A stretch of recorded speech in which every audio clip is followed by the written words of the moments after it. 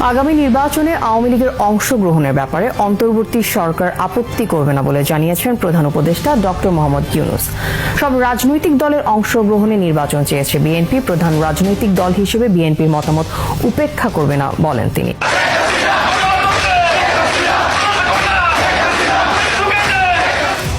অবশেষে নিষিদ্ধ ছাত্রলীগ ও আওয়ামী লীগকে পূর্ণ মর্যাদায় নির্বাচনে অংশগ্রহণ করার সুযোগ করে দিয়েছেন প্রধান উপদেষ্টা ডক্টর মোহাম্মদ ইউনূস।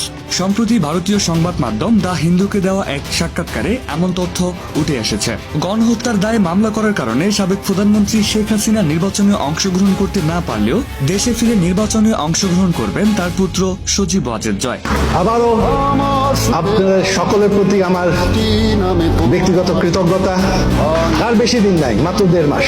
আসেন আমরা এই বর্তমানে কি হচ্ছে এই 2-3 মাসের বিষয় নিয়ে বেশি মাথা না ঘামাই, বাংলাদেশের ভবিষ্যৎ নিয়ে আমরা চিন্তা করি।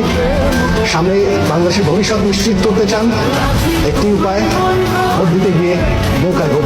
এদিকে বিএনপির নেতাকর্মীরা জানিয়েছেন বাংলাদেশের দুটি সংগঠন আওয়ামী লীগ ও বিএনপি একটি অনুপস্থিতিতে অন্য একটি সংগঠন নির্বাচনের বৈধতা কখনোই প্রকাশ পাবে না।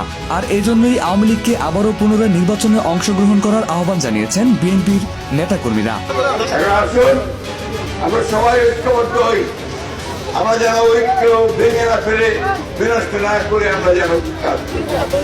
এদিকে অন্তর্বর্তীকালীন সরকারের 100 দিন পূর্ণের উপলক্ষে দেশের সাধারণ মানুষ হয়েছে রাগান্বিত এবং ডক্টর ইউনূসের প্রতি ক্ষুব্ধতা প্রকাশ করেছেন। দেখুন বিস্তারিত ভিডিওতে। এখন এই যে পতন হয়েছে সরকারের, এখন তারা বসাইছে একই দেশ চালাইতে পারবো। এর কোনো আর চাল আসছে তো জোরের গায়ে, এর কাছে এখন অস্ত্র আছে, আমার কাছে অস্ত্র থাকলে আপনি আমার সাথে পারবেন নাকি? এই অবস্থা দেশ। হঠাৎ সরকার বাঁচাও দেশ, জনগণের বাংলাদেশ, বুঝছেন? হ্যাঁ, এই যে সরকার আছে আমাদের, হটাও। এ কোনো সরকারের জাতো না, এটি কোনো কাজ হবে না দেশে। এটা হলো সুৎখোর সরকার। সে বাংলাদেশকে নিয়ে ছেলে খেলা করছে, সে কেন নির্বাচন দিতে রাজি? কেন সে কেন নির্বাচন দিচ্ছে না? মিডিয়া পুরো বাংলাদেশ কন্ট্রোল করে কি সে লুডো খেলতে চায়? এবং মুক্তিযোদ্ধা কোটা নিয়ে তো বেচা কিনে হয়ে গেছে।